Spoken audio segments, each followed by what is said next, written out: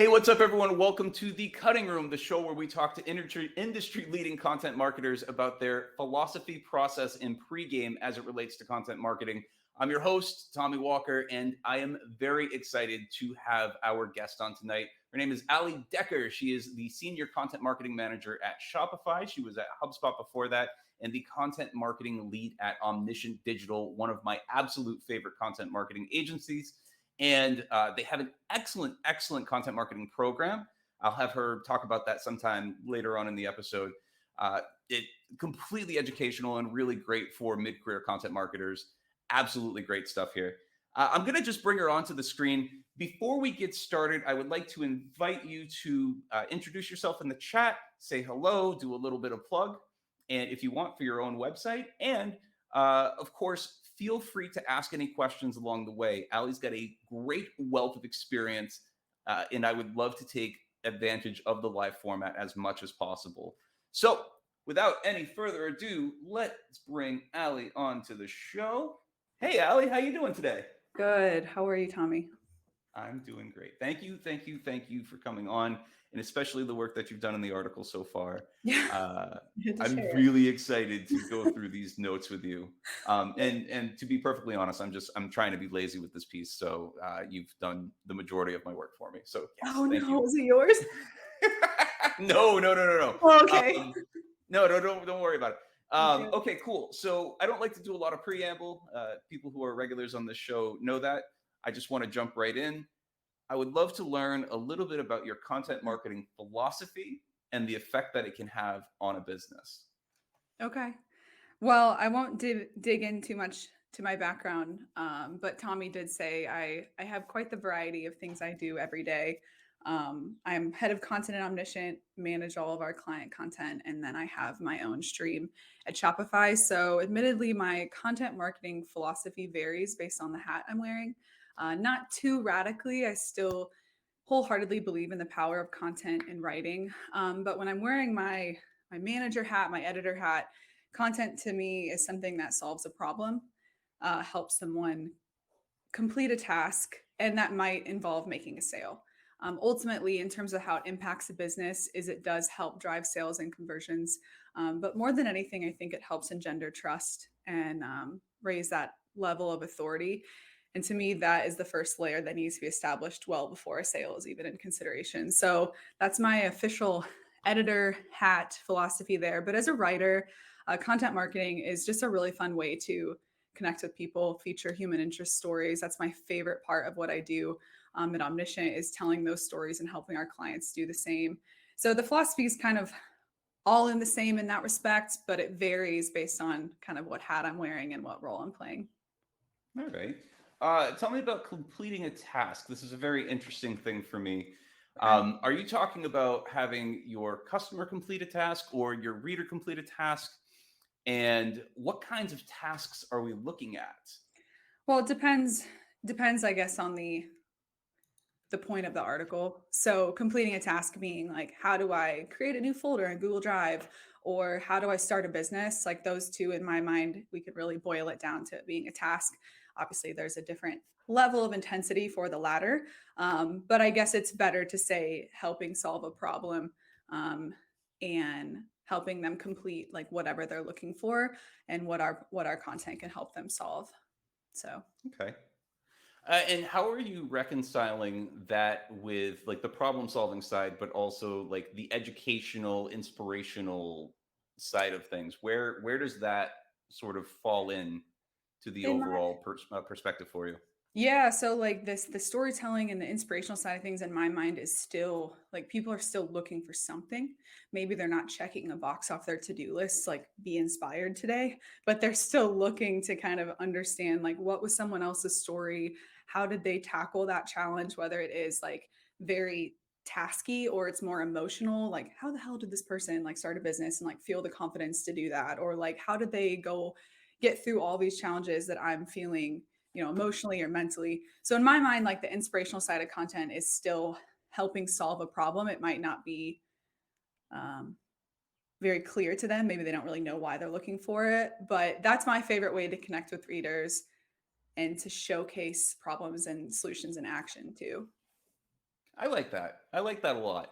Um, the the next question is really about finding that audience research. Tell me a little bit about your audience research process and how are you getting people to like how are you taking the research and then getting that to connect with the reader because you do a really great job of this is creating something that connects on an emotional level. um, Tell me a little bit about your research and how that works into the overall your philosophy on the research. I think that's a better question. So are you talking more from like a content distribution perspective or just Yeah. connecting with the, okay. Yeah, from a distribution perspective, Yeah. what's the research look like on distribution? Let's see if I can phrase this question better. Okay. What's the research based on your distribution and how that is going to impact what content you create and how it's created? I'll speak from the lens of Omniscient. So our audience is anyone in charge of content, which is a generic way of saying it. Obviously, we have a little bit more nuance in our documentation, but that could be anywhere from a CMO to a content strategist on a really big team. Ultimately, they're looking to solve some of the same types of problems, maybe not with the same budget or with the same kind of man and woman power behind them. So, in terms of audience, I like to keep a wider scope in mind when it comes to research, like keyword research or topic research. Ultimately, I don't want to get too specific in my content because I don't want to alienate anybody. But the distribution is where I like to have a little bit more fun. So, obviously, we invest in search optimized content. We have an email channel. Our social channels are a fun way to share our content. One of my favorites is actually Quora. So, I spend a lot of time on Quora understanding what people are looking for. Admittedly, that might not be the most potent distribution channel, but it is a fun way if folks aren't really sure where to look or they're not super familiar with, let's say, the content marketing industry. So, like hashtag marketing Twitter or the stuff that all of us know a lot about. They might just be going on Quora and looking for, like, how do I do keyword research? Like very early stuff. So I like to distribute stuff on there as well, but it all depends on kind of like what people have in their arsenal and how we can help them at least, hey, Krissa, get to the next stage in solving the problem that they're looking for. Excellent. And how are you? So, like, we're talking about very question and answer based type content, which I think is great, right? How do Mhm. I, what do I, like, all of that. What are you doing to create content that people didn't know they wanted? Oh, that's a good question. So, like establishing demand versus meeting demand. Yeah, exactly. I think that unless you have a really potent newsletter, social media presence, the best way to get some of that content out there is through other people's channels. So established audiences, stuff like that. Um, it's really hard to map those kind of pieces to keywords if they don't necessarily exist. So I try not to root those types of topics in keywords. I think there's a way to like supplement your work with search optimized content. Obviously, there's a way to write for Google. But in terms of orienting your entire piece around Google, especially if it's a piece that's kind of a you didn't know you needed this, it's really hard to rely on Google. So either relying on other people's distribution channels for syndication, being a guest author, maybe quoting something, making it part of a larger article, introducing that opinion, introducing that perspective that someone's like, I literally never thought of that, and hoping that trickles into having more audience members go to your site, go to your blog to learn more new stuff. Sometimes it's a matter of just putting it out there on social media, over email, um, kind of using the audience in that way, an established audience, earned in a sense. But yeah, that's a really good question. And honestly, Tommy, it's something I still struggle with because I still want to write and create that stuff. But ultimately, I think you almost have to rely on the pieces of content and the levers you have that do meet demand and hope that that Hmm. drives folks to your site, to your blog, whatever, and have them help them discover that stuff that really doesn't have any other distribution leverage at the time. Yep. And we were talking to Rand Fishkin a few weeks back about something very similar, where he was talking about who will amplify this and why. And I think from my perspective, at least, like the reason why I create some of the content I have, and I think what I've seen you guys do a really great job at over at Omniscient too, is that through a lot of those one-on-one conversations you're having with people, what I think you do a really good job of is turning those conversations that you're having with people, like real people, and creating things that they didn't know they wanted. Yeah. Letting that kind of flow through you. What are those? Let's talk a little bit about process. What does that process, that research process, look like for you when you're actually like digging into finding things that people are going to either search for or open because they saw it and said, "Oh, I need that." Right. So honestly, I started last year, being 2021, with a search oriented roadmap report for our internal content efforts.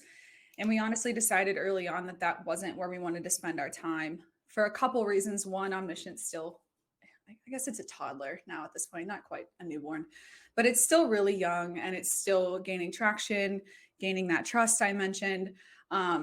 People, they're not going to be, oh, I bet Omniscient has a great piece on that. Like, let me go find it, right? Like, we're still establishing demand for our brand, us as like hopefully knowledge leaders, people who have some good perspectives on stuff.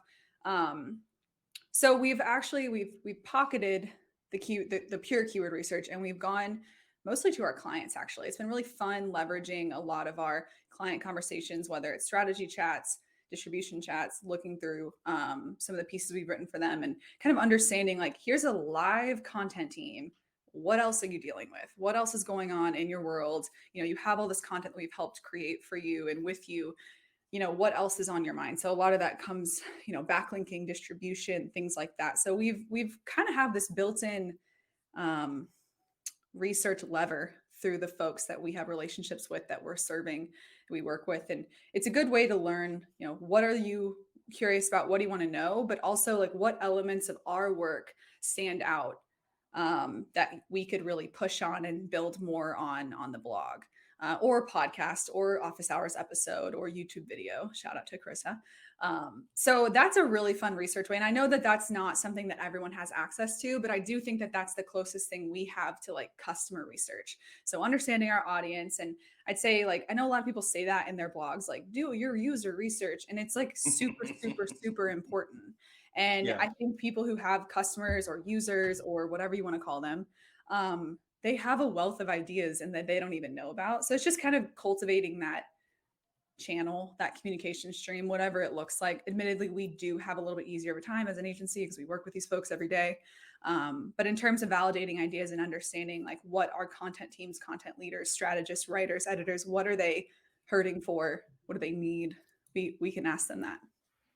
Let's flip hats for a second here, though, because that's really easy to do when you're in a small company, small Yeah. agency, and really talk to the people. Going over to the big enterprise world, though, and Bye. Shopify is in a completely different place than when it was Yep. when I was there.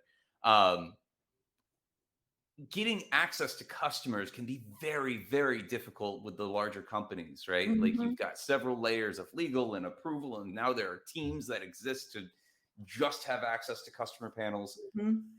In that instance, how are you still staying connected to the actual person who's going to be reading this content? It's hard. It's different. Um, it's a different process for sure. I don't have a direct line. I would say topic research using keywords is a good way to validate to start, because it is proving like, oh, 28,000 people are looking for this topic every month. Like, we should definitely write about this using influence from merchants, from our product team. We make sure that it's really well done. It's not just a query, like satisfying a query to do so. Mm, Honestly, big part of my job is actually building that connection, connecting that bridge with merchants. So it's actually a project that I'm pitching here soon to kind of build like a merchant. Can you tell it's still a new idea?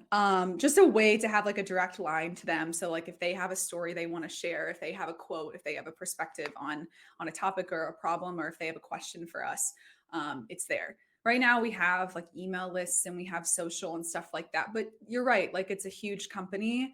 I'm on a relatively small team for a very specific product. Hmm. But in terms of validating ideas, understanding what our customers, our merchants, our readers are looking for, we do lean heavily on topic research. I don't want to call it keyword research because it's not always rooted in a keyword. So topic research based on keywords, based on social listening, spending some time on forums like Quora and Reddit, because I'm not a merchant. I don't know what they deal with every day. So if I can't talk to the folks that are actually like using the Shopify product, I can at least understand like, okay, here's a general retailer. Let me understand how they speak about this. Let me understand, the questions they ask and the way that they solve each other's problems, right? Like sometimes the Reddit answers are really informational more so than the original query. Reddit's just fun anyway, but it's like Right. really good to get into like the language and the vernacular that's used there. So yes, for an enterprise level, which is literally the whole other side of the spectrum from Omniscient, I don't have that same privilege I do to be like, hey, merchant, what are you worried about today? Not like Right. that. So we have to look at some more asynchronous research levers, but I do hope to have a direct line soon. That's awesome. You and I should talk about that at some point Okay. because that was something I did build out before. Yeah. So You were on yeah, Plus, right? I was. Okay. I'm I on ran retail. the Plus blog. So and Very that was cool. very, very different. We could do case studies every week because we could just have conversations with everybody. I Yeah. do want to dive into that. You mentioned social listening a little bit and finding the topic research over Reddit. I want to dig into that a little bit more. Just something that I've found because when I moved over to the other giant enterprise company that I was at, um, one of the things that you can't have that direct line officially, but it's not uncommon to have an unofficial direct line through social media or Hmm. things like that. As long as you're saying I'm not officially part of, this Right. isn't like you can still build those relationships with people. It's just not through the official channels. Hmm. Don't tell your bosses I said this, but you know, it's still a Yeah. thing that you can do, right? No one says you can't Yeah. be friends with people. Right. We have some really great folks in the audience here too. Live folks, I would love to hear from you on how you're doing this. Right? Let's share in the chat here some of the things that you're doing to get in line to your customers. Um, all right, so we've talked about topic research, we talked about Reddit and Twitter.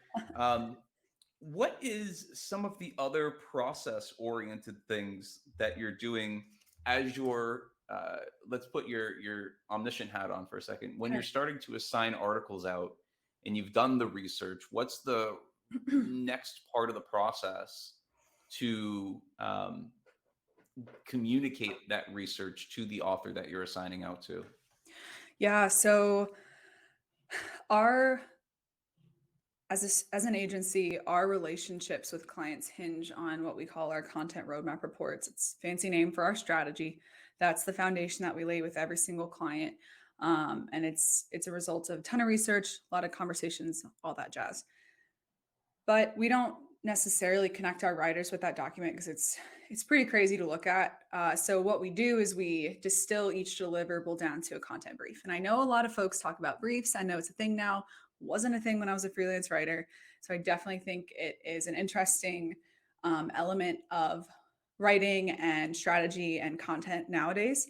But it's helpful in our setup because we work with a team, an awesome team of freelance writers, but they're not on a lot of those initial client calls. So it's my job to build that bridge and connect that gap and onboard these writers so they're just as much a part of the team as we are and as we are alongside the client.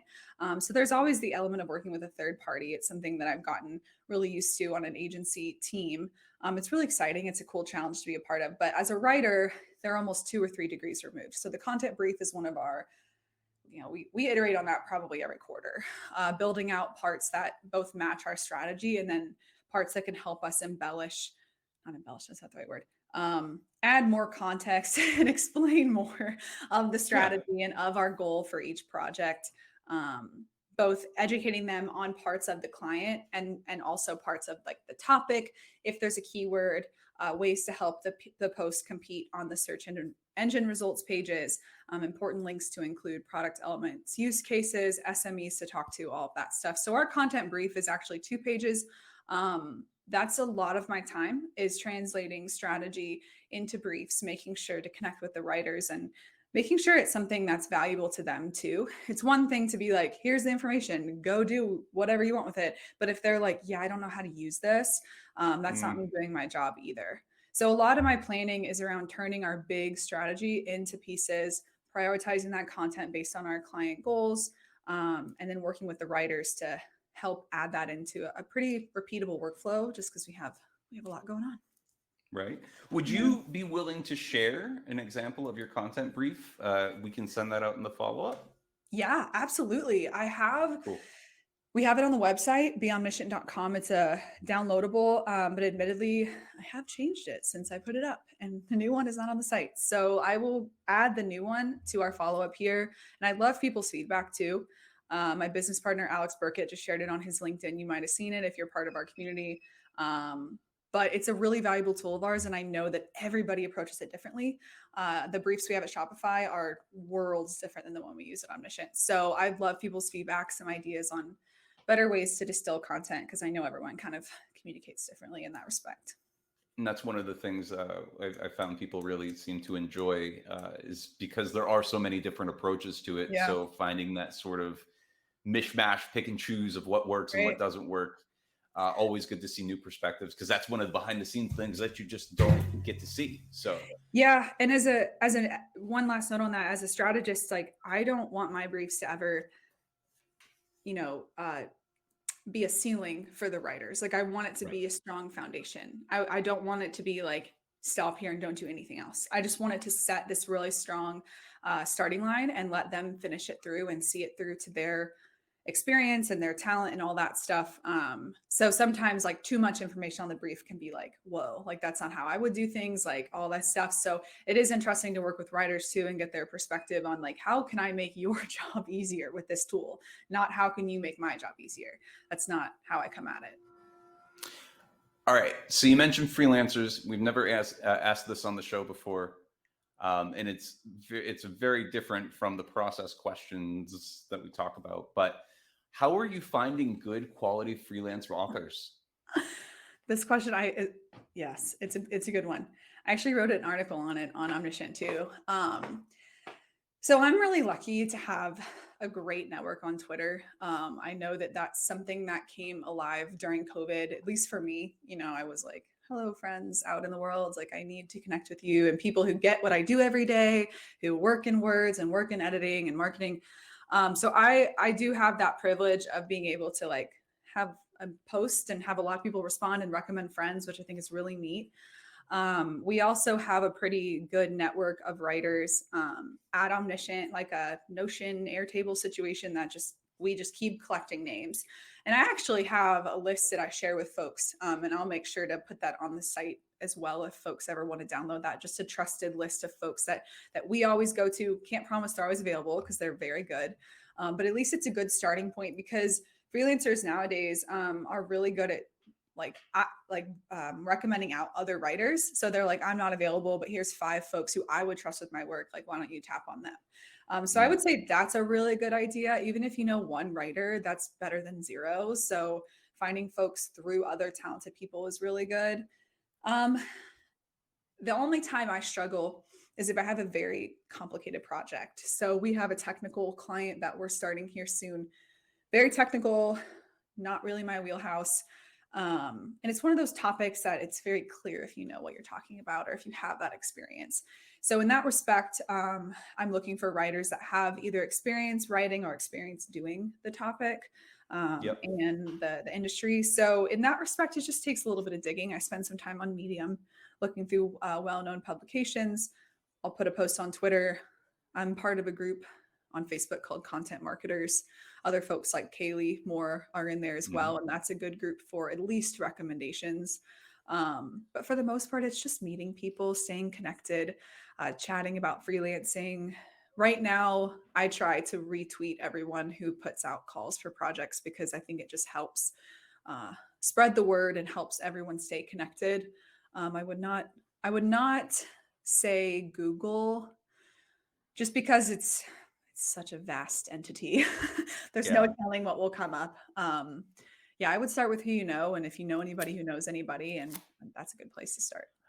I think that's something to bring up too is that because this is a question I get quite a bit. So just to add into that too, there are some really great communities out there. Superpath, Jimmy Daly was on here Yes, not too that's a long good ago. one. Lots of really great folks in Superpath.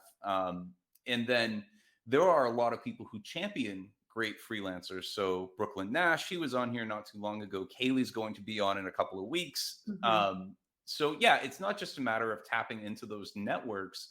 It's also like keeping an eye on, no, it is tapping into those networks. It's like really digging into and becoming a part of those communities as well. Mhm. Um, all right. So I have two questions here that came up, but Zachary actually in the chat said, curious to know what your workflow looks like and how it's structured to hit the necessary content product steps.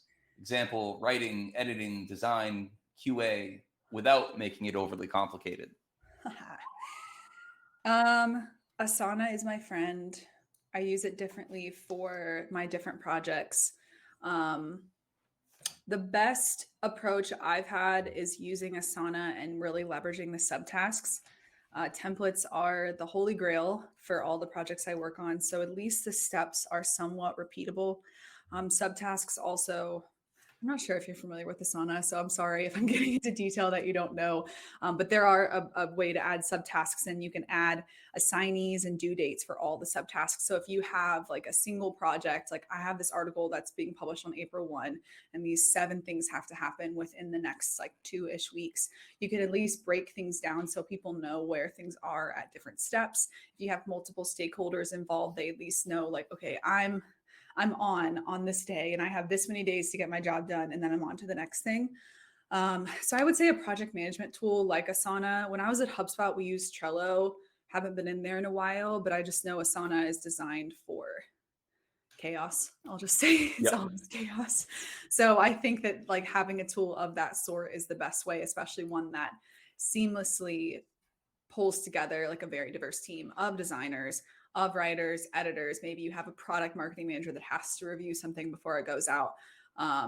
Having preset deadlines in place is usually a good thing too, because it tells people what to do without having to be the one being like, you have to do this. It kind of like is the boss in a way, Right. sets those guardrails.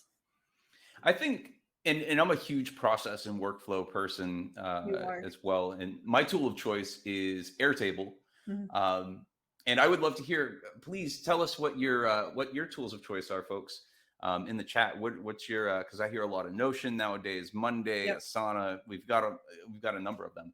What I try to do in this process is really think about the life cycle of a piece of content, right? Yeah. And then the second part of that is who is important at what step, and how do we get them in and then out when it's necessary. Yep. So a visual metaphor that I like to use for this, it's really easy to think about it as a production line, right? Me, you, like moving forward. Mhm. But I think a better way to visualize that in my head is less like a production line and more like a pit crew, right? Where people can come Yeah. in, right? Design might be able to come in not after all the content's created, but maybe on the Mhm. first review part of the process because there's Yeah. enough there to work off of. Right. So Yeah, that's yeah, a really good point. We overlap a lot of our tasks for the agency as well, because we just have quick deadlines.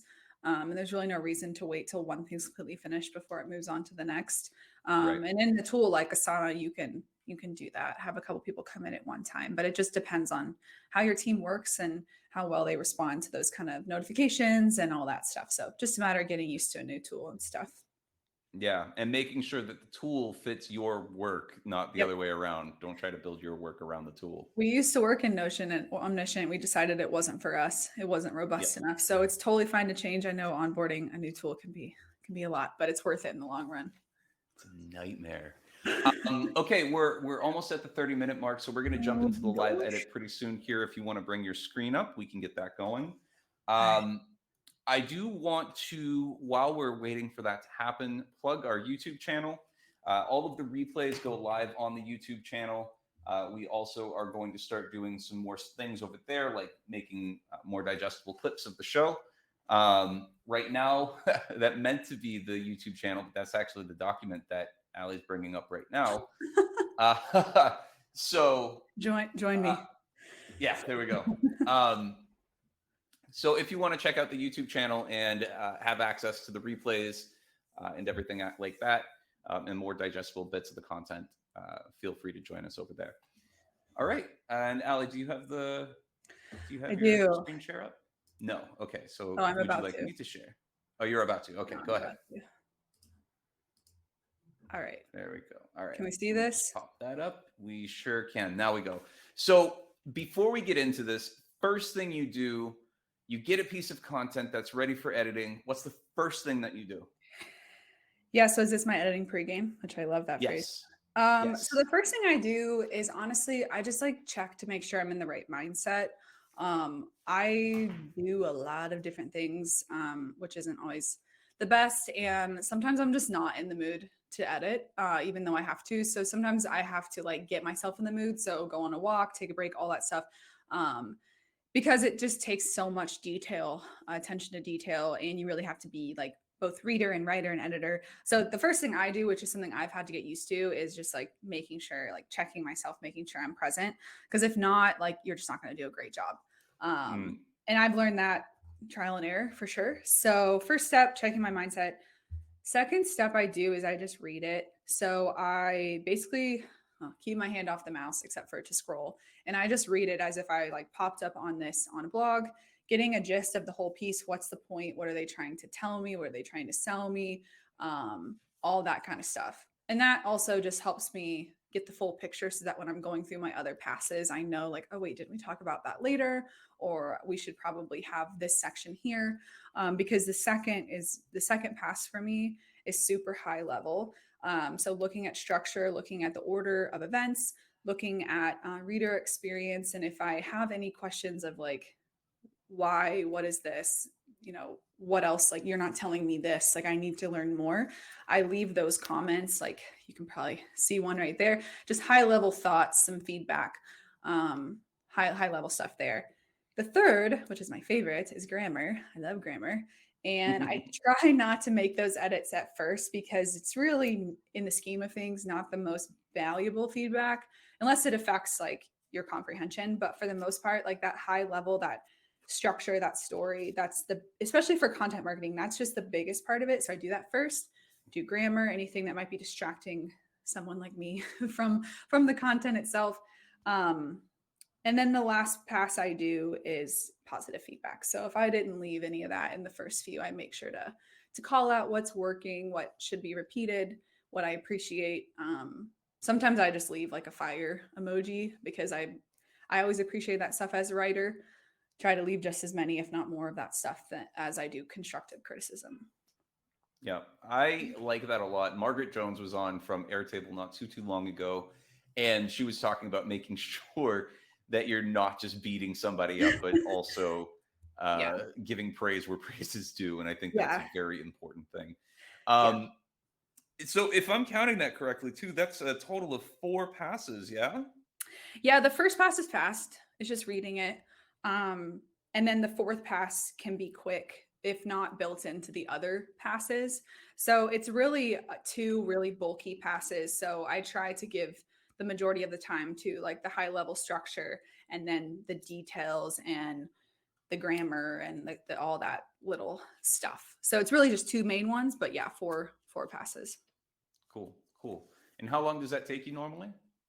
Depends on the length of the piece. I did this throughout the day, so it was probably total of like 2-ish hours. I didn't get to the grammar part though, because that probably would have taken me a lot more. I wanted to focus. Oh, I'm sorry, my husband's home. Let me close the door really quick. I'm so sorry. That's all right. Go ahead.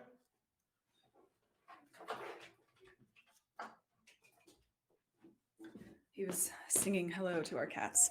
So didn't want that to pick up on the show. Wonderful. I love it. Okay, so a couple hours. Let's dig into the piece. Hold nothing back. Okay. Is this zoomed in enough? Oh yeah, we're good. All right. So I just wanted to be clear that I did just do the high level feedback with the comments. I left some like suggestions where it like marks it off. But for the most part, I just did what I would call, the first 2 passes, just to focus on structure and stuff like that. So biggest high level feedback on this piece was that it was a little disproportionately detailed. So the guide itself is very long. I think it's about 13 pages. Obviously the table of contents just shows you like, well, shit, I'm going to get into a lot of this today. But there were sections that really dug into detail. Like it goes into privacy and security policies, but it barely talks about product pricing and inventory management, which my short experience at Shopify has shown me that those are very, very important elements to either a brick and mortar or an e-commerce store. So that was my takeaway, was this didn't really feel as comprehensive as it could and it should be. The other thing is the topic and the way that the author dug into it was pretty inconsistent. So this is how to bring your brick and mortar store online. You're assuming that this merchant is essentially somewhat qualified as a merchant. They know what they're talking about. They have experience selling things. They just need to learn about how to do it online. But there were some parts of it that treated the person as a newbie, which I felt, I didn't take it personal because I'm not a merchant, but I felt at times it might be alienating, or at least take up space in the article that could be a little bit more detailed, more informed, or at least use it to connect with like, well, you do this in your store, maybe you can do this online, something like that. So those are my two high level pieces of feedback. Ultimately, I thought it was a good piece. It was a good start. Should I get into the line item stuff? Yeah. Okay. Go for it. So couple things here. Introduction, obviously the most important part. I don't even say that from a place of authority. Like my introductions, like anytime I send it to my business partners, are still like Alex Burkett loves saying that I write too much shit at the start. He's like, just get into it. So I am not like the end all be all of introductions, but I have learned some things throughout my time. And I also know what I appreciated as a reader and someone who writes about this stuff almost every day. I don't love introductions that lead with like a general observation or an assumption. I think introductions that lead with opinion or value, especially for a big guide like this, that's a little bit more impactful. That at least tells me like, oh, I didn't think of that. Or like, yeah, that is very, very valuable. Let me keep digging in. I typically try to save observations for a chance to commiserate or relate to your audience, but I try to use them sparingly because I consider them, depending on what it says, I consider them fluff. So you'll see some comments on that throughout as well. Really bugs me when writers don't link to the actual data source. I know it's impossible nowadays. There's like data about data about data. But linking to a news article that then links to the source, if I was a reader, I'd want to just dig directly into wherever they found this. So that's just a little note and something that was drilled into me in my early writing days. This was the only grammar note I made because I'm just weird about em dashes. There was just a lot of em dashes throughout the piece. It felt like I was reading with one foot on the brake.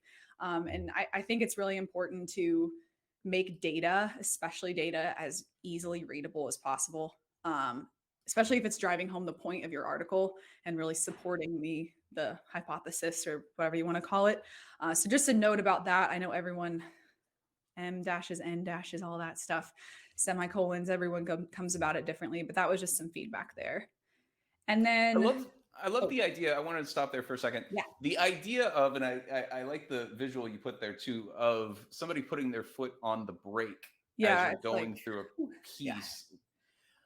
When you're editing, how are you gauging that sort of tempo, if you will, to how the piece flows? Because I know that sometimes I struggle with that, but it makes a huge difference once it works, once you get it working. So that's what that first reading step is for, holding back as much as you can. This comment was made, like, as you can see, it was made before this one, not too long before, because I didn't do this in the typical flow I do, but that's what the reading stage is for, is like reading through as if I wasn't the editor. Can be really hard when you're editor, but that's really helpful to kind of get that tempo down, and just pretending like you don't come at it right out the gate with all your comments, because it does break it up. Like editing is very choppy, and most people don't read through till the very end, and then you've got marks and suggestions, and it's hard to get the gist. So this came out from my like first pass, just so I can get that tempo, or at least how I would read it. Cool. Yeah. All right, let's keep going. Okay. I think the table of contents is too long. I think it's interesting because it does like tell me as a reader, like, oh, this is really juicy, but it's really long. And it also alludes to a very deep thorough, comprehensive piece, and this piece isn't. So I think maybe if the writer went back and really fleshed it out, then the table of contents would be like the truth, or at least represent the piece in that respect. But I don't really know what CMS this is going on, what blogs, so it might be the way they do things. I do appreciate how they transitioned into the table of contents with a really, like, at least a quick line about the value. A lot of people say like keep reading to learn, or here's what you'll learn, and that's a great intro too. But this one just took it the extra step to be like, we're going to walk you through everything you need to know. Here's exactly what it is. I'm assuming it will be hyperlinked so they can pop through it. So that was just a note about the table of contents. There's a fine balance with table of contents too. Like it's really important from the readability perspective, but it's also, I think you're right with this one, that it is kind of intimidating. Yeah, I can see this being a part of maybe like a guide, Yeah. like a big, like 50 pages. Yeah. I see now that this was kind of generated by Google Docs, so maybe the person planned on parsing it down. I really just think you need these, the H2s. Yeah. So I'm weird about headers. I think you can have so much more fun with them and still satisfy keyword requirements, especially, depending on the vibe on the blog. I don't know what this is going on, but if you have like a little bit more personality injected, it can really help your piece stand out, because this is like a pretty standard guide for most, like I'm sure Shopify has something like this, like all that kind of stuff. So just help stand out a little bit, like build that trust, make your reader laugh or chuckle a little bit. And I know it's hard to balance keyword requirements, especially with what I'm assuming has decent volume here, pretty commonly searched. But just a note here, just having a little bit more fun with the copywriting. And that might be something that takes a little bit of time to come up with. So maybe it's something that's added on at the end, but just a note. So I'm going to get into a few pet peeves here. So I'm not a big fan of the whole, like, if you likely, or then you will probably, or then you might do this. It's really, I don't love like qualifying intros anyway. If you have this, if you do this, like it's tempting. Like I've definitely written this stuff. You could probably look up my pieces. But it kind of feels like maybe I know you, maybe I don't. If you have, and in this sense, like, sure, we don't know how long the reader has been in business. But it's hard, I guess, from an editor's perspective to kind of parse out your readership when especially in this piece, like it's pretty generic, it's pretty straightforward. And you always want to hope that your reader like knows your audience. So this was just a nitpicky one here. Not really sure the way I would change it, honestly. Maybe if I had another pass through, I could toy around with a couple ways to introduce it. But this is the beginning of the meat of the article. And I don't want to make people feel like they don't know their customers, or they shouldn't be reading it if they don't, or something like that. So This is one of those things when I go through something like that, because I'm in the same same boat. Ronnie also is like, yes. With qualifiers, you have to make a choice. yeah. Yeah, I think as a writer and as an editor too, right? As the first reader, you have to make a choice as to who this person is Yeah. that's going to be reading it. Now, we can assume, like you were saying before, and we kind of talked about this before, where it feels like you're sometimes treating them like a newbie, sometimes treating them like they're not. If you're talking about how to bring your brick and mortar on store online, there is some level of assumption that you've been doing business For some in time. some capacity Mm-hmm. for a while. Yeah. So we can just say, like, your brick and mortar retail customers intimately, Right. or we could get rid of that entirely, Yeah. right? Yeah. Or you could have fun with it and just be like, well, you probably know your customers better than I do. Like something like that. Right. Like it's like at least acknowledge, like, your people, but before you get into it, like, et cetera. Like it's a decent point. And this is where sometimes I've been told I get too detailed with my edits, but hey, I mean, it's the first sentence of the whole article. So it did stand out to me as just like a weird qualifier. And there are others in the article I'll touch on too. Another big pet peeve I have, I think I actually tweeted about this a while ago, is like the you should, you'll have to, like you'll want to, you can. Like I hate when people tell me what to do. And it definitely like bleeds through in my editing. I also think like this is an educational piece coming from whatever publication this is, you want to drive authority, you want to at least be a little bit more direct, right? People are busy. Just say before you launch an online store, research how those same customers shop online. Like it's almost like more punchy, it's more impactful, and it kind of cuts out the fluff. And yeah, so you'll see the person who wrote this I actually stopped highlighting it, but they used it a lot. And maybe it's a way to like bridge a gap, be a little bit more friendly, soften the directive. But that's why people are reading it. Like they want to know how to do this stuff. So like they want to be told what to do in this respect. Like they want to be told how to do this. So another pet peeve of mine comes out. All right. Examples. Everyone talks about how important they are. I hate like theoretical examples. I think that they're kind of a waste of an illustration. I think either a screenshot of something, if it applies, is good. I also think real examples are just so much more powerful. Maybe the writer doesn't know of a real example, or they can't find a good one, or they might have to mention a competitor to whoever their client is that they're writing for, and then it wouldn't be appropriate. But in this sense, I think, this is a pretty well-known topic. We're either merchants or we're shoppers. Everyone has shopped for something. So I think that there's a lot of opportunity to include real brands here.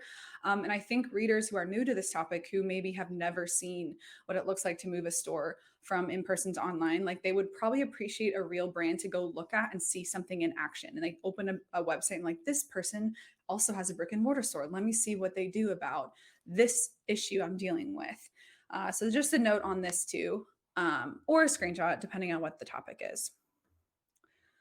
So it's also wise, it's helpful, it's important to why, like why, I don't like when people open with this kind of stuff because, between you and me, yeah, it's wise to install an analytics tool, but like, who knows if the reader knows why or why that's important, or if they even know what the hell that is.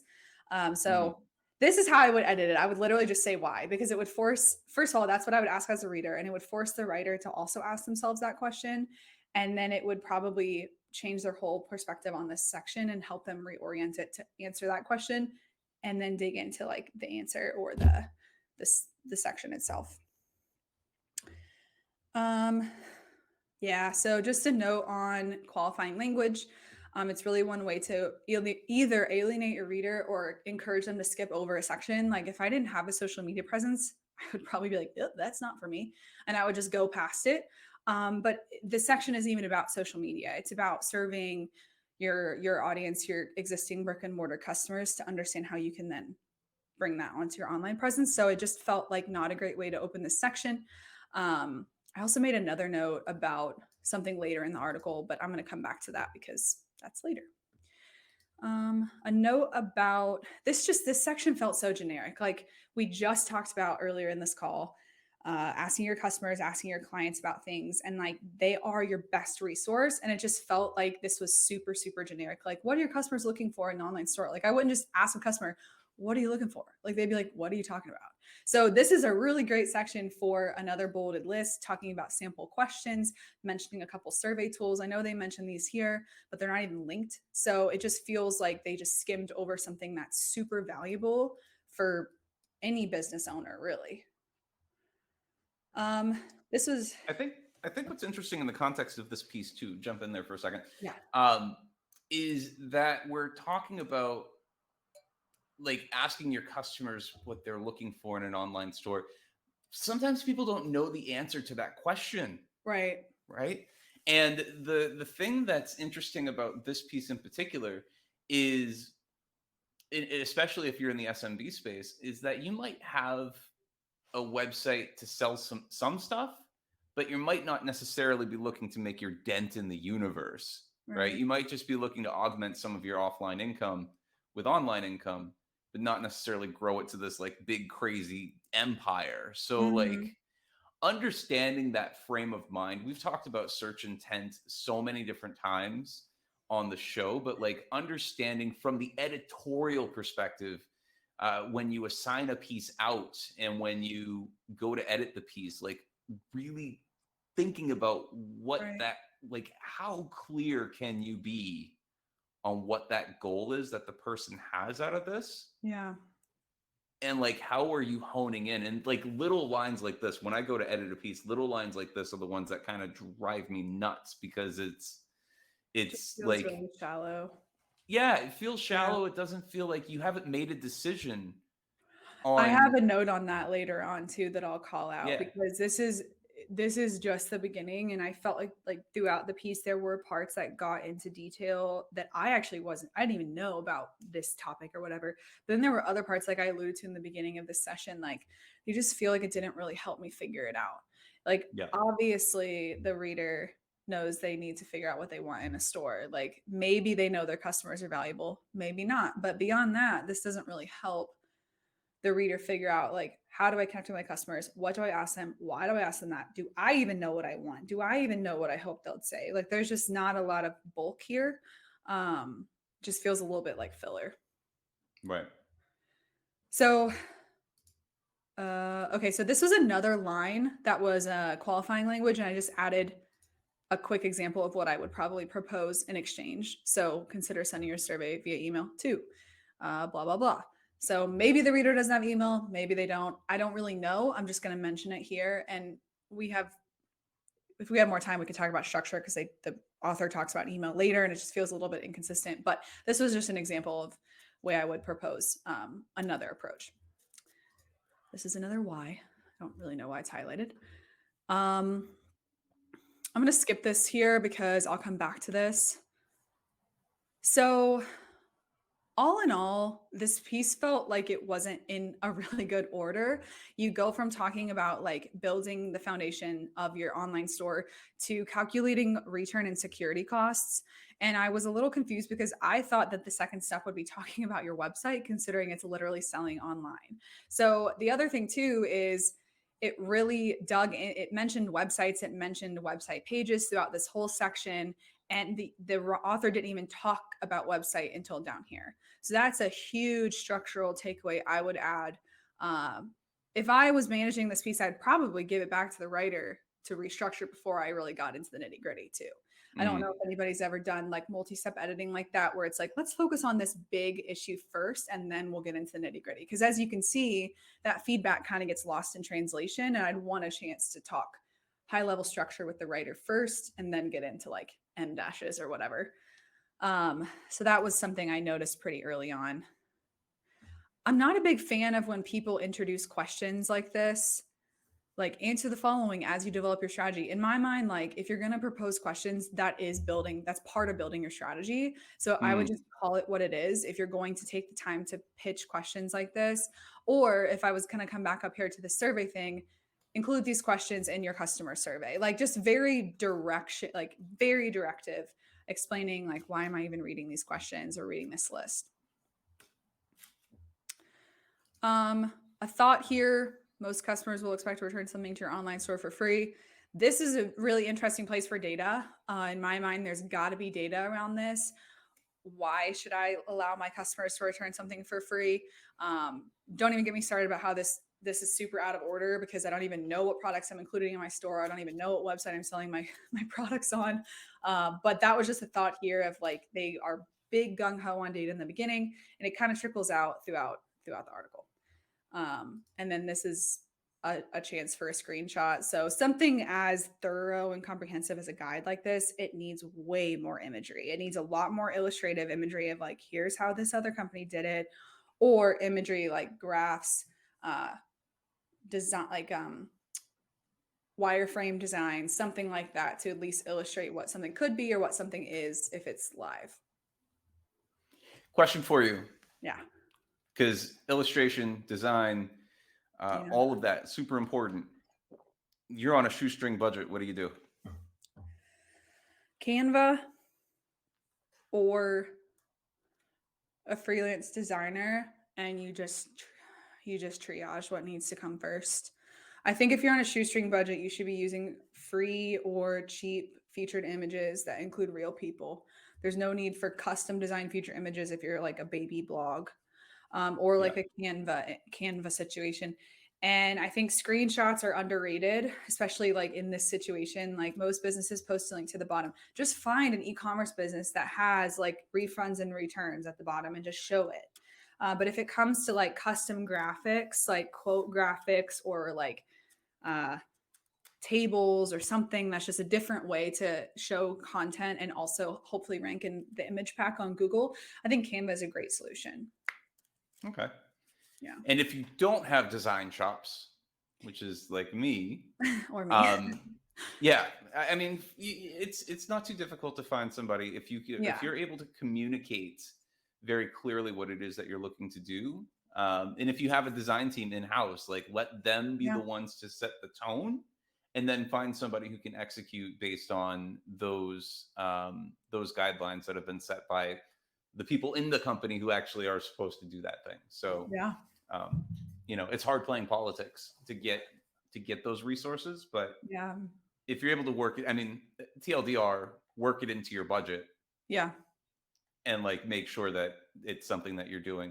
And if you have to sacrifice publishing frequency for better quality imagery, do it, because it's going to be that much more valuable for each piece. Yeah. Especially something super educational, like big guides, stuff like that. That's Yeah. always really helpful when teaching someone something new.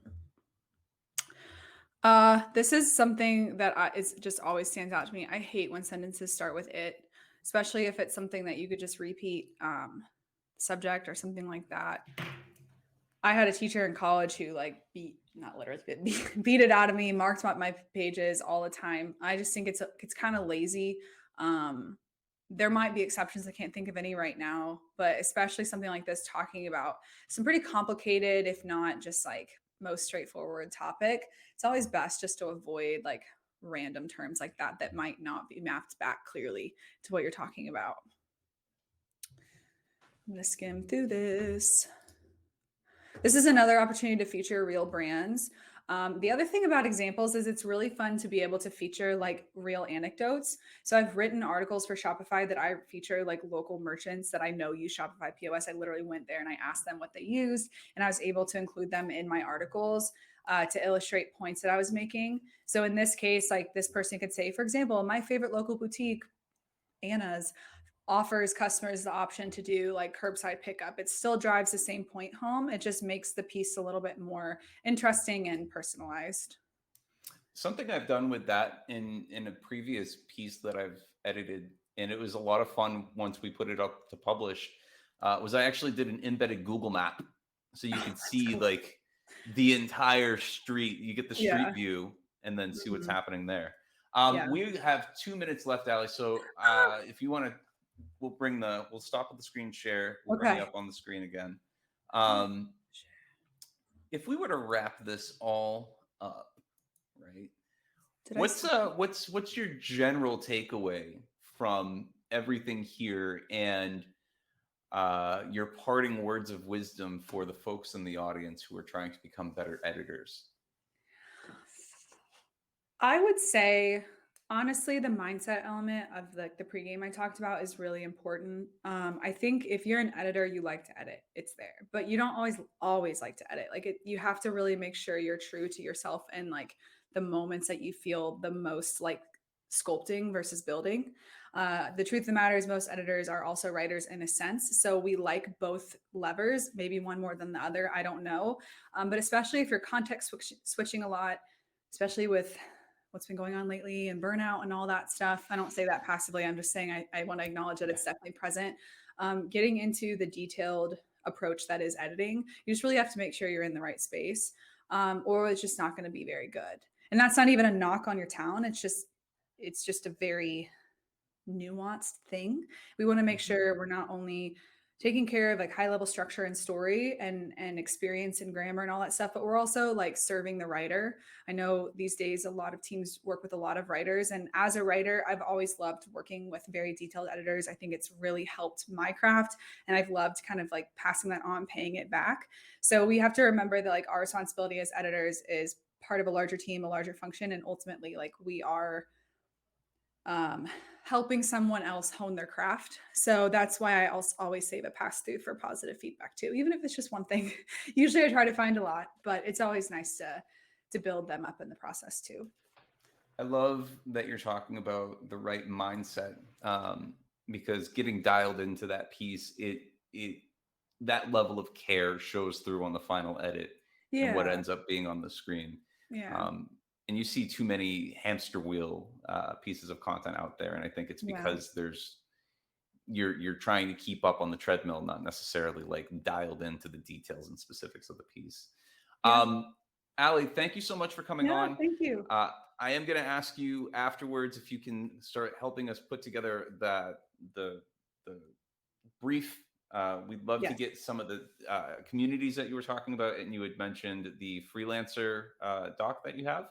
Would love to Hmm. get those. We'll send that out in the follow up. And yeah, thank you so much, everyone. If you Thank want you to know a all. little bit more about upcoming episodes, go to thecontentstudio.com/the-cutting-room, and you can get notified of upcoming episodes and get replays. Uh, Thanks so much, everyone. Have a great Awesome. rest of the night. Thank you.